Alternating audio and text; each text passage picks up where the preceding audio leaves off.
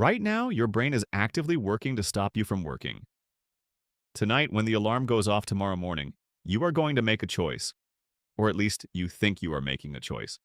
In reality, your actions were largely decided millions of years ago. Roughly 200,000 years ago, early Homo sapiens survived on a simple rule: conserve energy at all costs. To an ancient hunter-gatherer, unnecessary effort was a quick path to starvation. If you burned 500 calories chasing something you did not need, you died.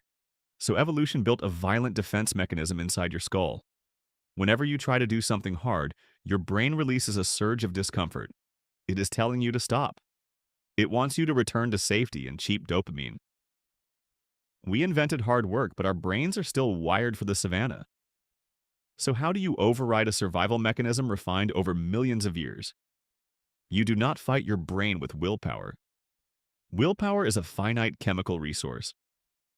Dr. Roy Baumeister at Florida State University proved this through a famous experiment in 1998.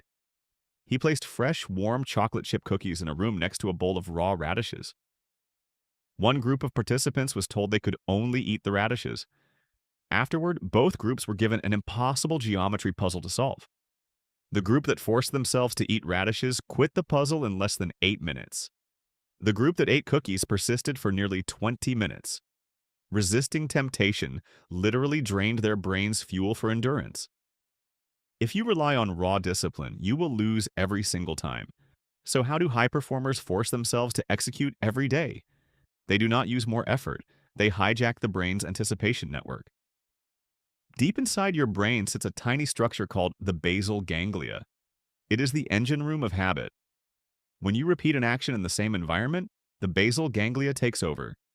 It bypasses the prefrontal cortex, the part of your brain responsible for decision fatigue.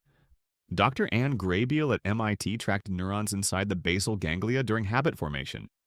When a rat first learns a maze, its brain lights up with frantic activity from start to finish. It is stressed, analyzing every single step. But as the routine repeats, neural activity drops almost to zero during the task itself. The brain only spikes at the very beginning and at the very end. The effort disappears from conscious thought. Have you ever driven home and realized you do not remember the last 5 miles? That was your basal ganglia taking the wheel. Discipline is not a moral virtue or a personality trait. Discipline is simply offloading decisions from the prefrontal cortex to the basal ganglia. To trick your brain into liking hard tasks, you must exploit dopamine. Most people think dopamine is released when you achieve a goal. That is wrong. Dopamine is not the reward neurotransmitter. It is the neurotransmitter of anticipation. In the late 1990s, neuroscientist Dr. Wolfram Schultz tested dopamine levels in primates. He played a sound tone, waited 2 seconds, and delivered a drop of fruit juice. At first, the monkey's dopamine spiked when the juice hit its tongue. But after repetition, something remarkable happened. The dopamine stopped spiking when the juice arrived. Instead, it spiked the exact moment the sound tone played. The brain released the chemical reward before the work even happened. If you attach a clear cue to a difficult habit, your brain craves the process itself. You can reprogram what triggers that chemical spike. Neurobiologist Dr. Andrew Huberman at Stanford University highlights the power of friction reduction. If taking out your gym shoes takes 30 seconds of searching, your brain flags it as high effort. If your shoes are already sitting next to your bed, the barrier drops below the threat threshold.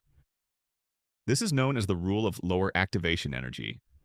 Make the start so effortless that your brain cannot trigger a conservation response. Start for just 2 minutes. Tell yourself you will quit after 2 minutes if you want to. Once you cross the threshold, the friction disappears. Why do we spend our entire lives running away from the very things that build us? Because comfort feels like safety, even while it slowly rots our potential.